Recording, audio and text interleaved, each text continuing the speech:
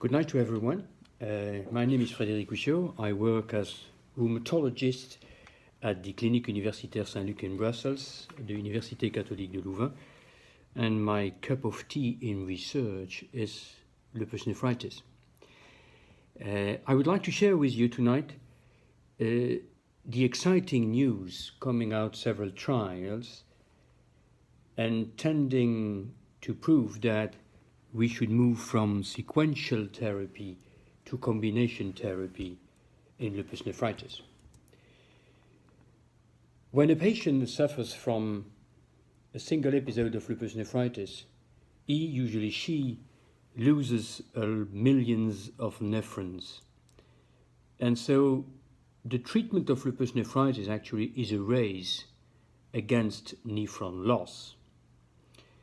And the current recommendations from both the rheumatology and the nephrology world to win this race is to use a sequential therapy based on an initial treatment and a subsequent treatment called so many years ago induction therapy and maintenance therapy.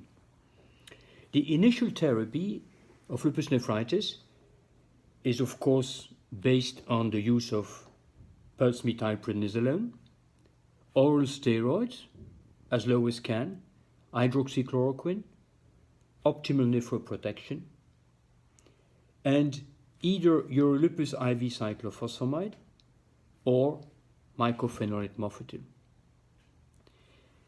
In some very severe cases, the EULAR ERA EDTA recommendations also suggest to use high-dose intravenous cyclophosphamide monthly for 6 months.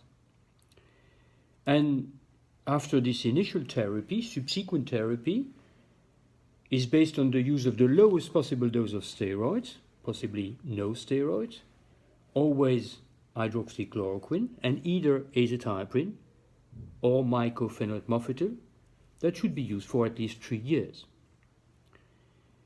What do we achieve with this sequential therapy regime? Well, at best, 20 to 30% clinical renal response at 6 to 12 months, 20 to 25% relapse rate at 3 to 5 years, and 5 to 20% end-stage kidney disease at 10 years. So, in fact, we are not so happy with these results. And how can we improve the prognosis of lupus nephritis? I would like to stress 2 answers. The first one is to adopt a treat-to-target approach. And the second one is to move from sequential therapy to combination therapy. Treat-to-target is a very fashionable concept these days in inflammatory autoimmune diseases and in rheumatology. And we can define several types of targets: a clinical target, a pathological target, or even an immunological target at the level of the tissue, in this case the kidney. As far as the clinical target is concerned, that's the easy one. We know from our trials and from real-world experience that an early decrease in proteinuria really predicts good long-term renal outcome. And for instance, we are able to define a proteinuria target that should be reached at 12 months, and that is 0.7 to 0.8 grams per day of proteinuria after 12 months of therapy, that very well predicted a good long-term renal outcome 7 to 10 years later. The positive predictive value of achieving this target, 0.7 grams per day after 1 year of therapy, is 94%, which is great. The problem is that the negative predictive value is only 31%, which means that 69% of patients not achieving that target will fortunately have a good long-term renal outcome. So the challenge is to identify patients who have not reached the clinical proteinuric target and who will experience a poor long-term outcome for whom a change in therapy is certainly appropriate. And this is why I would suggest to move towards a pathological target, a kidney pathological target, in order to identify these very patients, and that is through a per protocol repeat renal biopsy. We recently reviewed 42 cases of lupus nephritis who had a per protocol repeat biopsy after 2 years of therapy. And we could confirm that some patients, despite having reaching the clinical target, still have a lot of activity in the kidney. And actually, much better than baseline biopsy, the repeat per protocol repeat biopsy performed after 2 years predicted relapses if the activity index was high at repeat biopsy, and also predicted renal impairment if the chronicity index was high at repeat biopsy. And quite interestingly, the activity index and the chronicity index, according to NIH, did not predict nor relapses nor renal impairment, while the repeat renal biopsy did. And this is why we have decided, together with the Karolinska Institute and some other investigators, to embark in a new protocol which is called ReBioLup, which is very easy found on the web, in which we will compare two arms, an arm in which patients will be only treated according to the clinical assessment, and another arm in which patients will have a per protocol repeat biopsy after 12 months of therapy, and if there is some activity at the level of the biopsy, at the level of the tissue, treatment should be increased. And I strongly encourage you to go to this website and to join this worldwide endeavor, which is actually endorsed by the European Lupus Society, SLURO. And we will also try in this protocol to know whether our therapies allows us to reach an immunological target. What is an immunological target at the level of the tissue? That is disappearance of immune complexes. The intensity and the amount of immune deposits will be analyzed by electron microscopy in this protocol, and that will be locally, centrally done at our place here in Louvain. The second answer to the question, how can we improve prognosis in lupus nephritis, deals with combination therapy. The first combination therapy that was proposed was by a Chinese group 5 years ago. They showed that compared to intravenous cyclophosphamide, a combination of MMF and tacrolimus induced much more, twice more, almost twice more complete renal responses after 6 months of follow-up. And I would briefly introduce you to 3 combination therapies which are in the pipeline to treat lupus nephritis. The first one is the association of MMF and voclosporin. Voclosporin is a new calcineurin inhibitor, more potent than cyclosporin, with a more predictable pharmacodynamics and a faster elimination of metabolites. And in 2 trials, a phase 2 trial, AURA, and a phase 3 trial, which is called AURORA, it was shown that voclosporin, on a background of MMF and steroids, actually steroids very promptly tapered, so that voclosporin induced twice more complete renal response rates compared to MMF alone. And this result was highly significant and was obtained without serious adverse events or additional serious adverse events, and no unexpected safety signals were observed. Of course, we still have questions regarding voclosporin. What will be the long-term results? What will happen when the voclosporin will be withdrawn because, of course, you will lose the anti-proteinuria effect of the drug. Will it prevent flares? What about renal toxicity of this new calcineurin inhibitor? Many questions, but still interesting drug to follow, which will probably be labeled by the agencies based on the phase 3 trial. A second drug that we are used to prescribe in rheumatology is belimumab. Belimumab is, as you all know, an anti-BLyS BAFF monoclonal antibody that is the first biologic approved in SLE. And it has been tested in lupus nephritis in the BLISS-LN trial. And the results of the BLISS-LN trial have been recently released in the New England Journal of Medicine.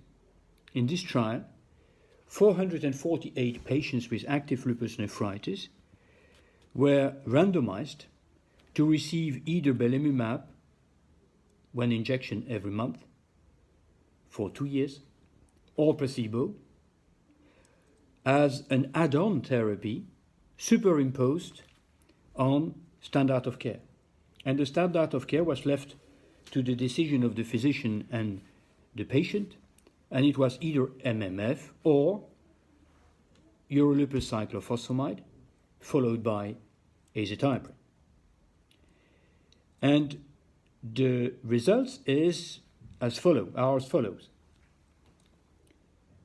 The percentage of complete renal response in the group receiving belimumab on top of MMF and steroids were better by 10% compared to the placebo group.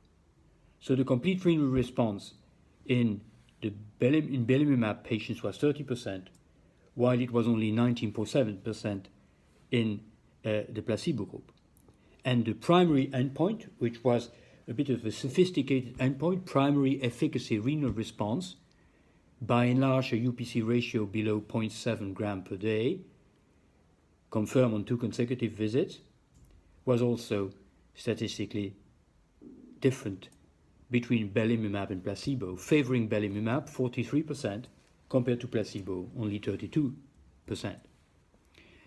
Intriguingly, the beneficial effect of belimumab was only observed on top of MMF, not on top of cyclophosphamide azathioprine.